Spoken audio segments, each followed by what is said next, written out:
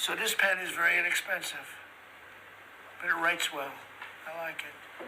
But I can't have the pen the way it was. You know what it is. I don't want to give too much publicity, but they do treat me well, Sharpie.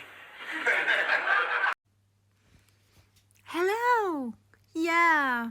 Hello, Mr. Trump. How are you? Yes, I saw your declaration yesterday. $1,000 for a pen. Amazing. It is an amazing pen, I guess. Yeah. Yes, I sent you some rags. You see them? Yeah, Persian rags. Yes. Can you talk about our Persian rags from Iran? Yes, yes. Cost, yeah, maybe $1 billion. $1 billion, yeah, something like that. I don't know how many carpets you need. Yeah, I will give you a better price, the better price ever.